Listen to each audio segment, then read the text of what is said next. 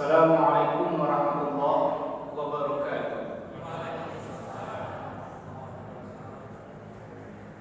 Hamdan wa syukran lillah, salatu wa salamun ala rasulillah, la hawla wa la quwwata illa billah. Bapak Ibu jemaah Masjid Islamiyah yang dirahmati Allah Subhanahu wa taala. Pada malam hari ini judul serta rohani Ramadan, optimalisasi lembaga keuangan syariah. Durasi yang diberikan maksimal 15 sampai 20 menit dengan judul yang begitu berat menyampaikannya, berat dari segi ilmunya, berat dari segi memahaminya, berat dari segi mengamalkannya. Bapak Ibu yang dirahmati Allah Subhanahu wa taala, tidak usah mengimamnya panjang-panjang. Masuk kepada penjelasan daripada judul itu. Sebagai dalilnya adalah firman Allah Subhanahu wa taala, ya ayyuhalladzina amanu taqullaha wa dharu ma baqiya minar riba in kuntum mu'minin. Hai orang-orang yang beriman, bertakwalah kalian kepada Allah, tinggalkan sisa-sisa riba in kuntum mu'minin, jika kalian itu adalah orang yang beriman. Jangan berbahagia, Islam agama kita mengatur segala segi kehidupan kita. Mulai kita dari bangun tidur sampai kita tidur kembali, itu diatur oleh Islam. Termasuklah masalah ekonomi. Bapak Ibu yang Allah Subhanahu wa taala, lantas bagaimana dengan lembaga keuangan yang merupakan bagian dari ekonomi itu sendiri?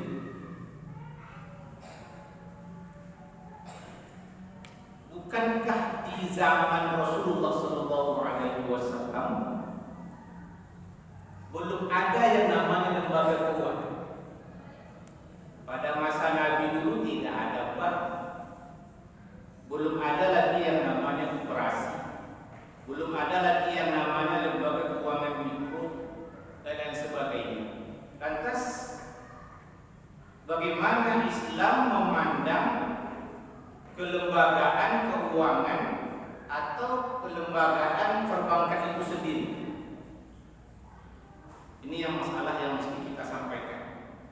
Di dalam usul fikih ada sebuah kaidah yang mengatakan ma la yatimul wajib illa bihi fa huwa wajib.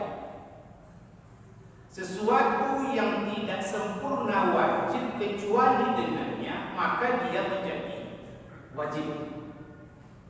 Contoh dalam masalah sholat. Sholat itu tidak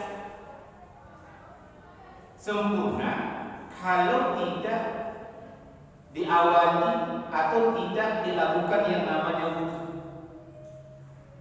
Maka wudu menjadi hukumnya wajib. Kalau tak wudu maka sholat tidak sah. Nah, begitu juga dalam hal masalah ekonomi, mencari nafkah, bekerja, melakukan kegiatan mencari uang, itu adalah masalah ekonomi. Berarti adalah wajib yang namanya bekerja dalam hal masalah mencari nafkah, karena itu adalah kegiatan ekonomi.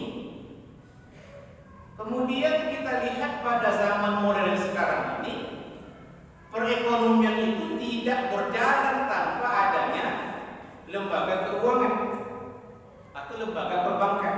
Dulu belum lagi zaman modern, kita menyimpan uang itu, kalau orang tua kita bawah bantal. Ya. Sekarang kita zaman milenial. Kita sekarang hidup pada zaman modern, tak lagi menyimpan uang di bawah bantal atau di bawah kasur. Tak aman uang disimpan di bawah bantal, di bawah kasur. Kenapa? Karena udah ketahuan sama anak, udah ketahuan sama cucu kita. Maka ternyata perlu yang namanya lembaga keuangan, tempat kita menyimpan uang itu. Berarti dengan adanya lembaga keuangan itu menjadi wajib. Bapak Ibu yang Allah Subhanahu wa taala, di mana fungsi daripada bank itu? Ya. Kalau zaman sekarang itu fungsi bank sama-sama kita ketahui adalah kalau kita punya duit, kalau kita punya uang, maka bank itu fungsinya adalah tempat menyimpan uang. Jadi kalau ingin aman uangnya simpan di bank, karena itu fungsi daripada bank. Kalau kita punya duit,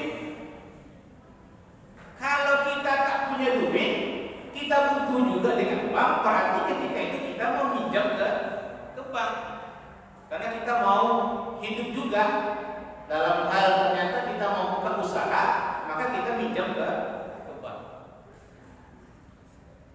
Pertanyaannya kemudian adalah lembaga keuangan seperti apa? Perbankan seperti apa yang mesti kita ada?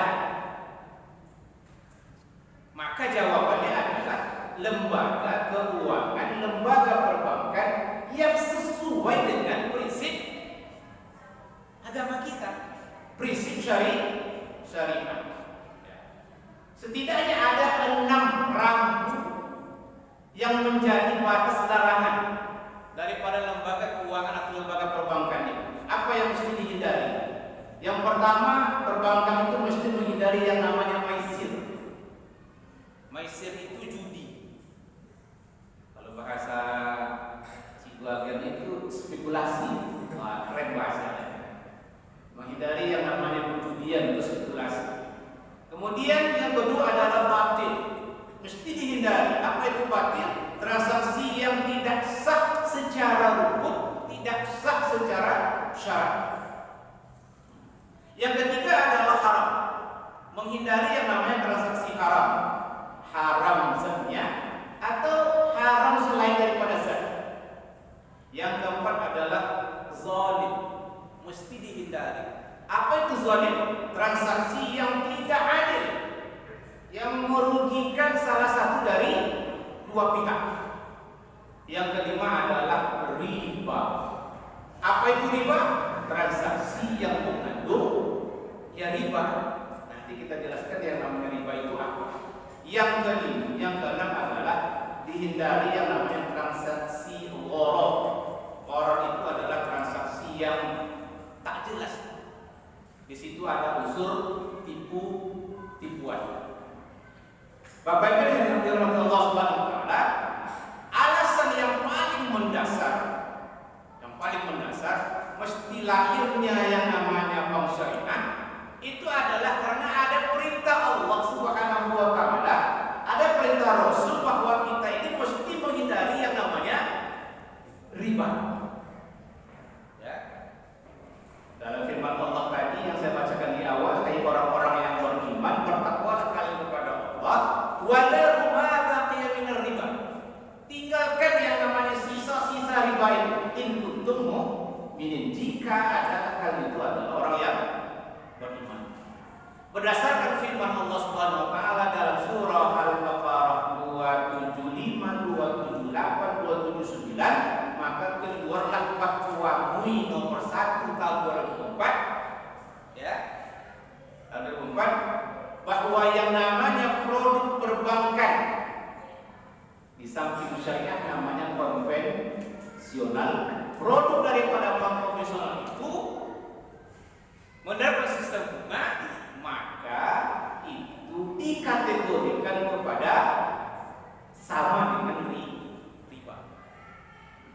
Bapak Ibu yang Allah Subhanahu wa taala, banyak ayat dalam surah Al-Baqarah 275, 278, 279 parahnya yang 29 itu.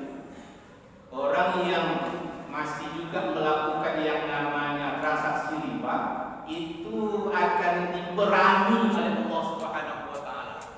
Akan diperangi oleh Rasulullah. Pertanyaannya, kalaulah Allah Rasul memerangi kita, menang enggak kita? Menang enggak? Allah yang memerangi kita.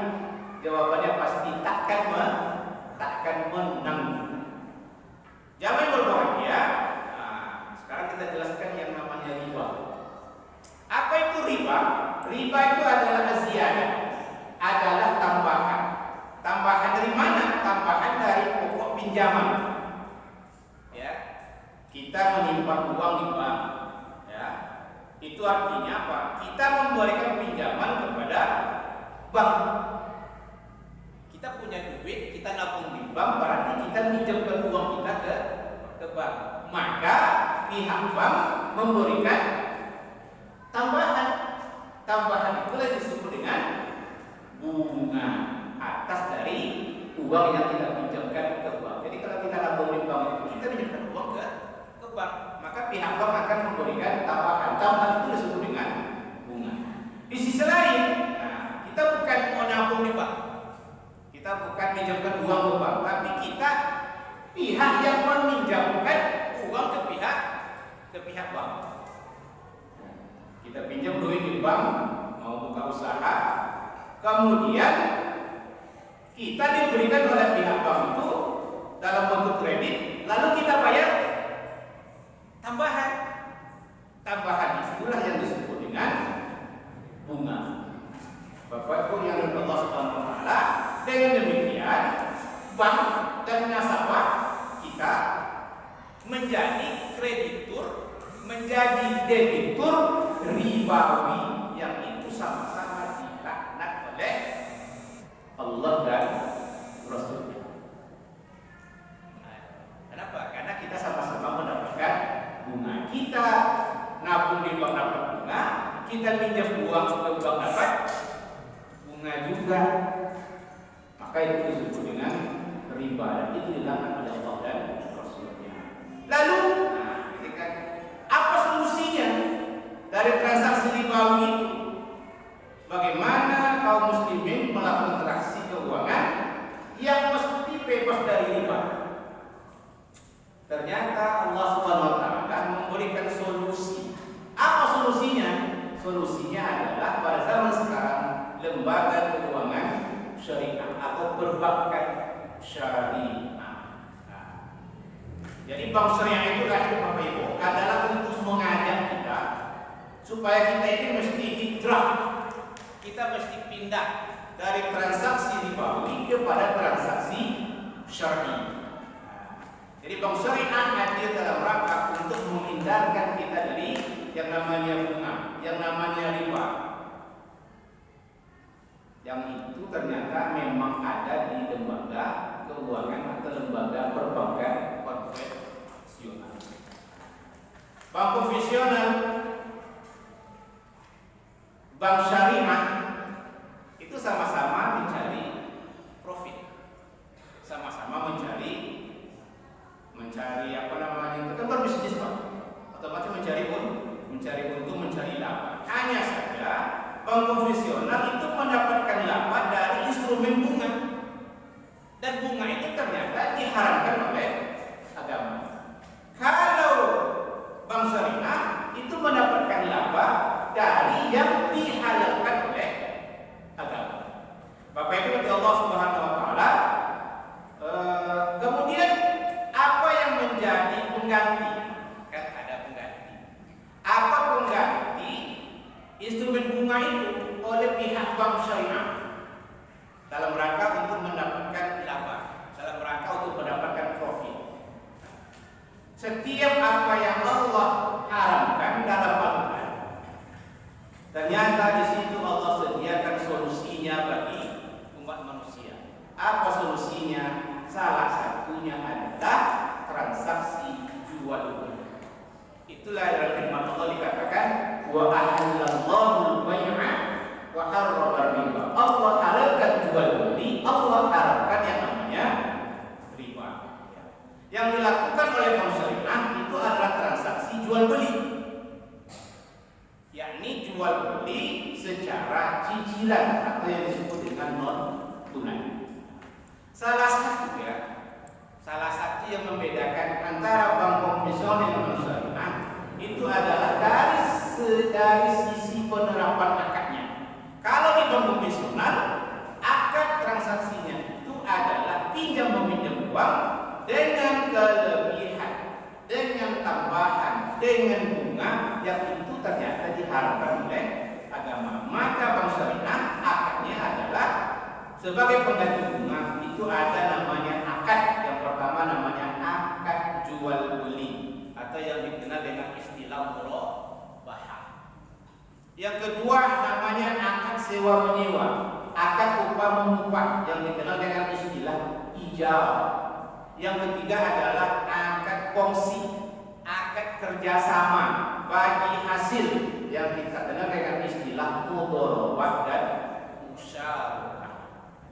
Tapi itu yang Allah Subhanahu wa taala. Jadi pendapatan yang dihasilkan dari transaksi jual beli, sewa menyewa, upah mengupah, kongsi bagi hasil itu adalah pendapatan halal dan tidak bertentangan dengan syariah. Itulah yang menjadi pendapatan daripada bank syariah. Jangan bahagia, kita lihat juga apa beda antara bank syariah dengan bank konvensional.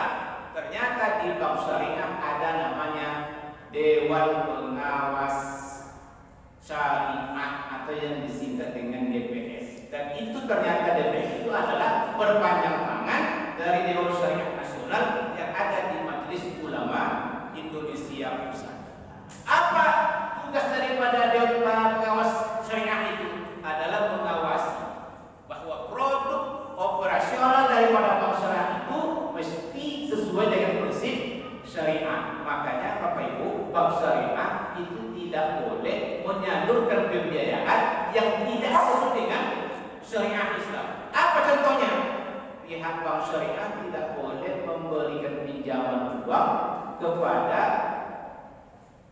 orang yang berusaha untuk mengembangkan usahanya, contohnya miras. Dia buka usaha miras, terus dia pinjam uang kepada bank syariah, itu tidak dibenarkan. Atau ada orang yang mau pinjam uang di bank syariah, tujuannya adalah untuk membuka usaha peternakan non halal, buka ternak babi, ya, itu tidak dibenarkan. Itu diawasi oleh Dewan Pengawas Syariah. Jadi nampak itu perbedaan antara bank konvensional dengan bank syariah. Bapak Ibu Allah Subhanahu wa taala. Nah, yang namanya mudharabah ternyata itu sudah dipraktikkan oleh Rasulullah sallallahu alaihi wasallam sebelum Rasul itu diangkat menjadi Rasul. Sebelum Nabi Muhammad diangkat menjadi Rasul. Dalam sejarah kita baca, Nabi Muhammad itu usahanya adalah perdagangan. Yang sahibul malnya adalah Khadijah binti Khuwailid. Dia sahibul malnya. Mudharibnya siapa? Nabi Muhammad sallallahu alaihi wasallam. Nabi Muhammad yang memperdagangkan modal daripada perdagangannya si Khadijah, maka keduanya bagi hasil. Itulah yang disebut dengan mudharabah. Sekarang bank syariah menerapkan apa yang dilakukan oleh Nabi Muhammad SAW. Siapa mudharibnya? Mudharibnya adalah bank syariah. Siapa sahibul malnya? Adalah kita yang menabung di bank. Maka ketika ada transaksi yang seperti itu, maka kita akan mendapatkan yang namanya bagi hasil. Itulah disebut dengan mudharabah. Rasionya itulah yang disepakati dari awal. Berapa rasionya? Rasio itu disebut dengan istilah nisbah. Bapak Ibu Allah Subhanahu wa taala. Nah, tak dapat dipungkiri bahwa zaman sekarang, zaman kita ini susah untuk melepaskan diri dari yang namanya riba. Ya. Tapi kita berdoa kepada Allah Subhanahu wa taala, mudah-mudahan kita bisa terlepas dari yang namanya riba. Kenapa? Karena memang transaksi keuangan di negara kita ini 90% itu dikuasai oleh bank konvensional. Bagi kita yang hari ini nabungnya di bank konvensional, mulai pindah, kita hijrah ke bank syariah. Sekarang banyak bank syariah. Saya bawa dulu ketika saya kuliah, pihak kampus itu menyuruh buka rekening bank Mandiri. Jadi pertama kali saya buka bahwa nabung di bank itu pertama kali ada bank Mandiri. Kemudian setelah selesai kuliah S1, S2, ternyata pihak kampus sudah mengarahkan buka tabungan ke dulu BSM, Bank Syariah Mandiri yang sekarang merger menjadi BSI. Jadi saya punya tabungan Mandiri, kemudian saya punya tabungan BSI. Ada lagi tabungan yang lain. Ini saya bawa ke saya. Ketika saya bekerja, saya ngajar di pesantren, di situ dapat tunjangan fungsional dari Kemenak. Ternyata Kemenak itu bekerja sama dengan Bank Riau Kepri. Bank Riau Kepri itu ternyata masuk kepada bank konvensional.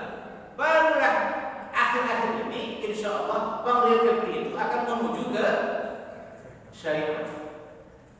Jadi tiga ATM saya, ya.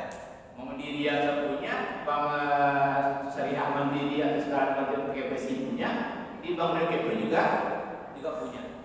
Ada satu lagi, BRI juga punya. Kenapa BRI saya punya tabungan di sana? Karena ketika berangkat haji, kita kan ada dapat baju seragam, koper.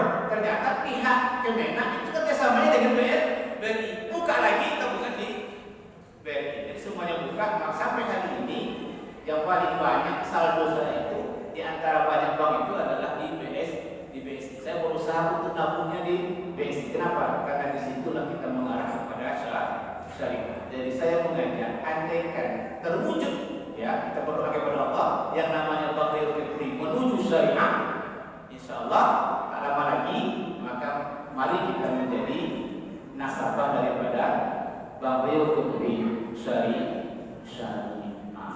Mudah-mudahan kita diberikan kemudahan Allah Subhanahu wa taala, diberikan keteguhan. Mudah-mudahan semua transaksi yang kita lakukan dalam masalah keuangan itu berdasarkan prinsip syariah. Kita hindari yang namanya riba. Demikianlah kita subhanallah wa bihamdika asyhadu